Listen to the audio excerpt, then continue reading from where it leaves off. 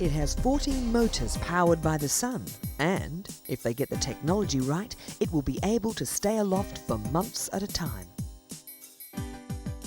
In the deserts of New Mexico, the White Sands Complex has been testing space propulsion systems for more than 30 years. And flight without power, the high-tech sport of gliding.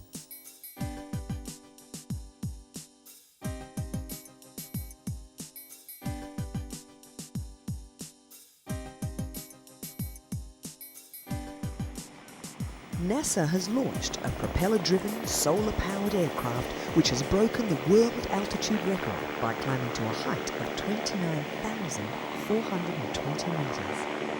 The remotely controlled aircraft, called Helios, is designed to fly 3 times higher than any commercial jet. It has 14 2-horsepower motors drawing power from 65,000 silicon crystal solar cells. The Helios prototype has 2 objectives. The first is to reach extreme altitudes with a small payload, and the second is to demonstrate extremely long duration flight times. Long flight times require a very lightweight energy storage system based on the fuel cell concept. Flights lasting for several months are envisioned.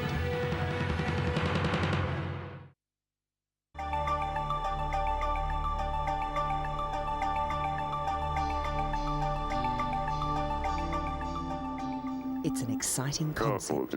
Strap on a head-mounted display and enter a computer-generated environment, virtual reality. But for people with limited vision, it's the real world they hope technology like this brings into view. Glasses here. There I'd are like you to look currently out over toward the 3 eye chart million over people here. in the United States with what is considered low vision. Next row. In technical terms, Okay, now you're it's losing defined light. as 20/60 or less visual acuity. What low vision really means is having to rely upon a variety of devices, some useful, but none meeting every day-to-day need. Even something as simple as watching TV is a real chore when only small sections of the screen can be magnified at any one time. Frustrated with these limitations, many suffering from low vision become depressed. Researchers at the Johns Hopkins Wilmer Eye Institute specialise in vision research. Drawing upon these studies and inspired by NASA's work in virtual reality, they began working on a head-mounted display for the visually challenged. The initial prototype of what has since become known as the Low Vision Enhancement System is now being evaluated by Veterans Administration staff across the US. Are we secure? Yeah. Essentially a personal large-screen TV, the device has a small black and white camera through which the wearer views the Go world. ahead and try to cast. By bringing things both near and far into view, this single system could replace the array of devices in use today. It will also eventually look significantly different. This is a head-mounted George Taylor, the system. father of 3, It's going has to lost take a his little job bit of and most of his adjustment to get sight it because of fitted to your diabetes. head. Hoping to re-enter the workforce as a programmer, Comfortable? he's excited about the fact that the system Are accepts you able any to see video the image input, of the meaning screen? TVs, Yes, I am. VCRs, and even computer monitors can be plugged in and viewed up close.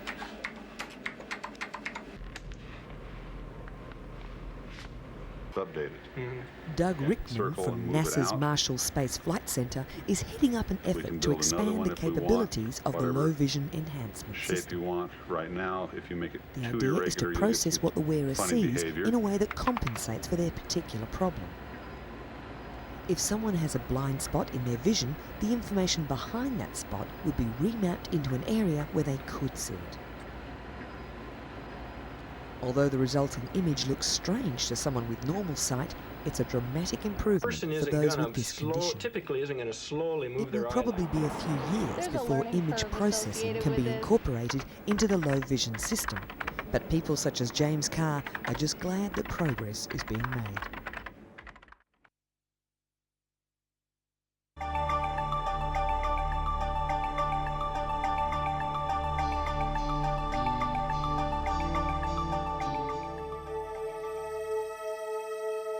nearly 100 pilots and their gliders have gathered in the Saxon town of Reuth near Leipzig to test their craft and their skills against the other competitors.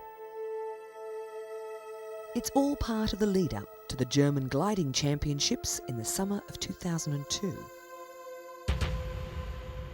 The high-tech sport of gliding has some 40,000 followers in Germany, with many of the keenest enthusiasts coming from the east, where this year's warm-ups are being held. But the calm conditions and still air often meant there was not much activity. Competitors had plenty of time to make last-minute adjustments. Organisers had to cancel some competition days because the weather was just too good. Finally, when gliding conditions begin to improve, pilots are given final briefing. The 97 pilots are competing for 2 weeks in the hope of qualifying for one of the 20 available places in next year's competition. Currently, the gliders are covering distances of around 250 kilometres each day.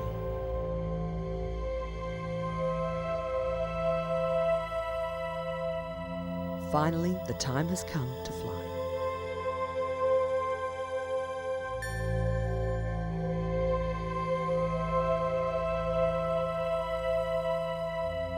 There's not much spare room in a modern competition sailplane and definitely no space for luggage. Unlike a motorised craft, a glider requires very little in the way of pre-flight checking. All control surfaces are manually operated. The only power on board comes from a small battery and is needed for the instruments and radio. Strict safety rules regarding separation of sailplanes under tow need to be observed, as air turbulence can upset the delicate craft. Coordination of the gliders as they wait in turn for a tug that will tow them into the sky is a complex logistical exercise in itself.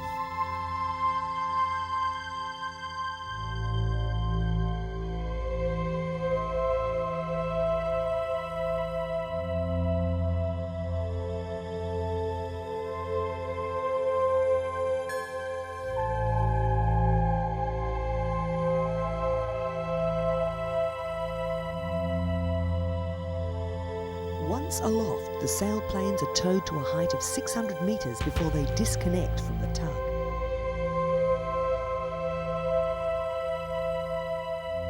Gliding has been an organised sport since the 1920s.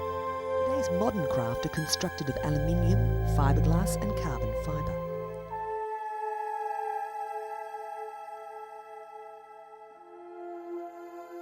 Wingspans can vary in size from 13 metres to over 24 metres, with fuselage lengths ranging from 7 to 10 metres.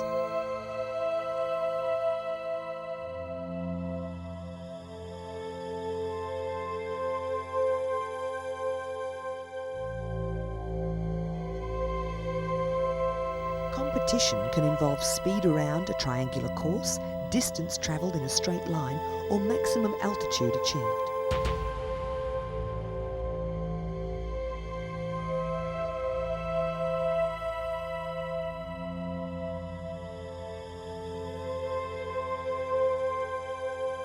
The world record for absolute altitude was set by Robert Harris in a Burkhard Grob G102. In 1986, Harris took his craft to 14,938 metres.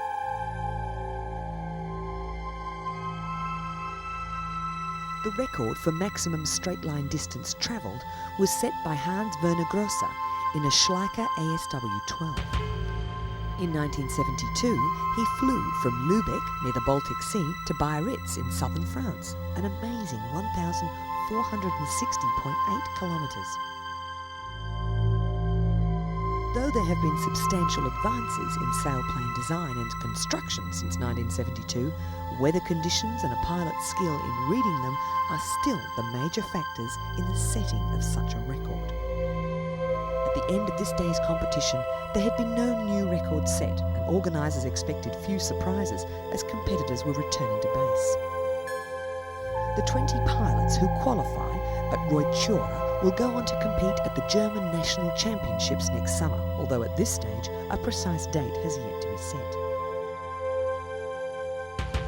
From there it's on to the World Championships.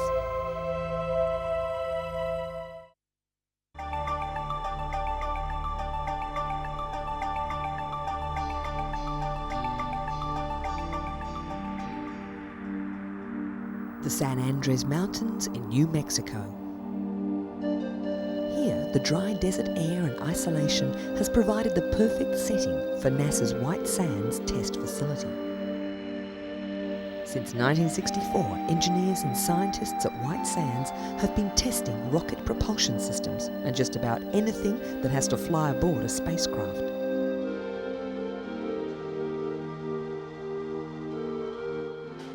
Testing like this is crucial to mission success. Taking risks on the ground under controlled conditions will help avoid having to solve dangerous problems in space. The Apollo program and the giant Saturn V. Though its rocket engines were tested at another NASA facility, the White Sands complex began its propulsion work with the development and testing of Apollo service and lunar module engines. These engines were crucial to the success of the lunar missions. The main service module engine pushed the craft out of Earth orbit and slowed the space vehicle for entry into a lunar orbit. Engines on the lunar module were responsible for descent to and ascent from the moon's surface.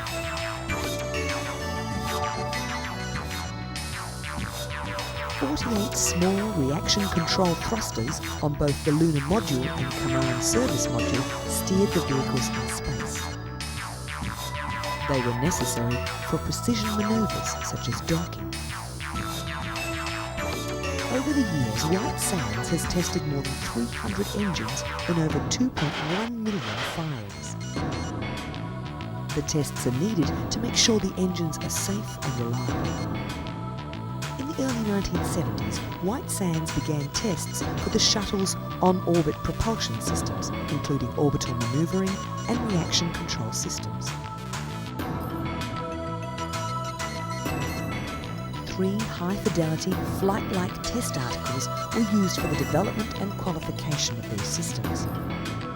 Now these test simulators are entering a new phase of testing. To determine the life cycle limitations of the shuttle's thrusters, NASA has developed what they call the Fleet Leader Test Program. NASA will periodically operate the test articles to see how repeated firings affect the system.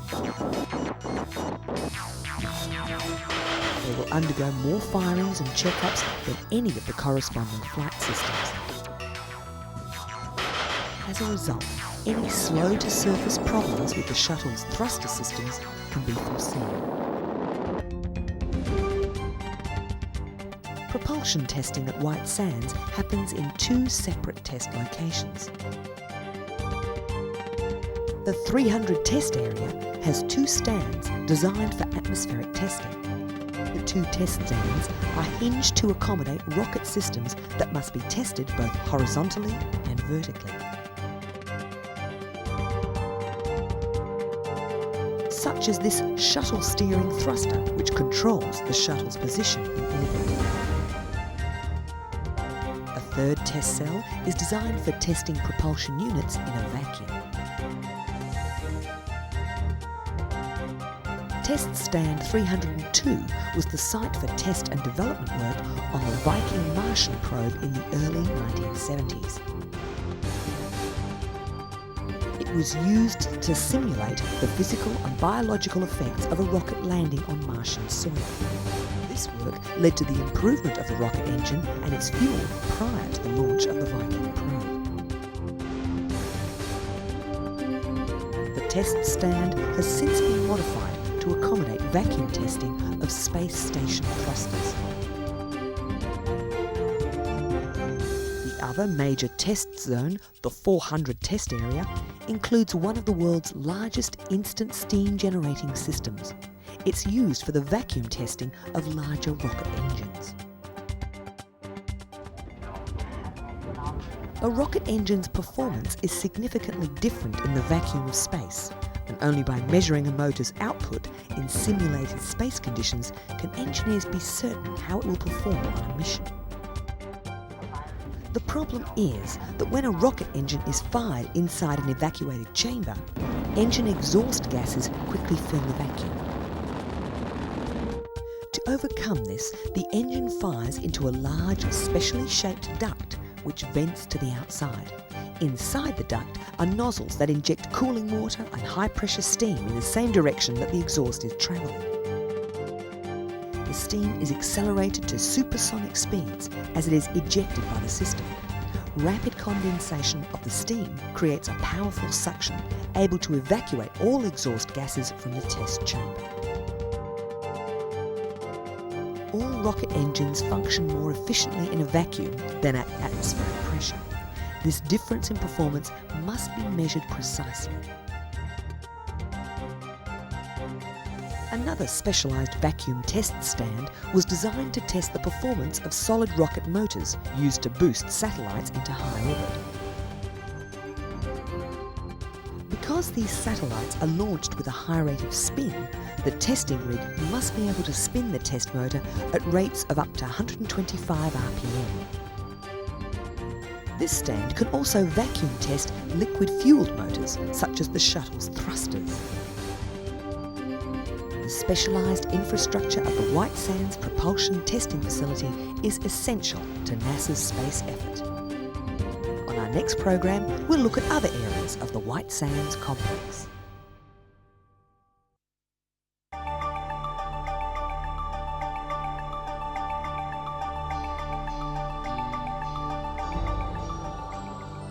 The Russian Navy has designated the small port city of Roslyakovo as the final resting place for the Kursk, the nuclear submarine that exploded and sank in the Barents Sea more than 12 months ago.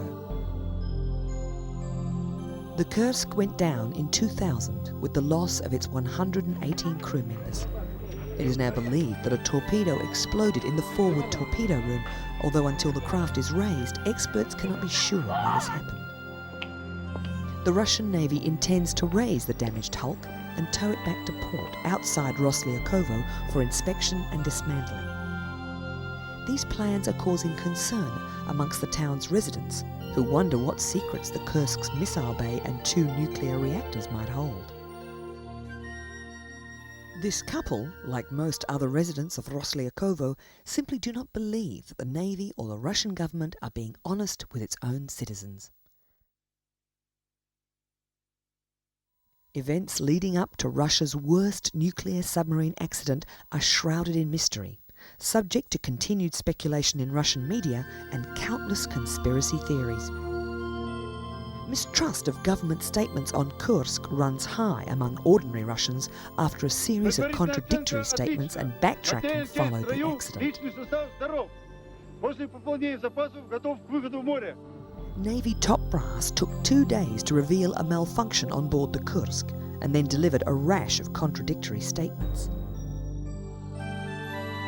Officials alluded to a collision with a NATO vessel. They said the crew was tapping out SOS messages on the hull, and then they announced that the crew had died minutes after the blasts, rendering the Navy's delayed, botched rescue effort pointless.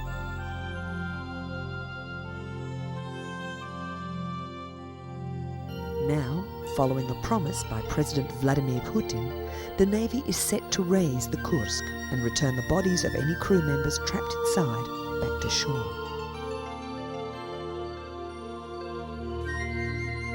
The Navy has turned for help to the Dutch heavy transport company Mammoet, which unexpectedly won a multi-million-dollar contract to raise the Kursk.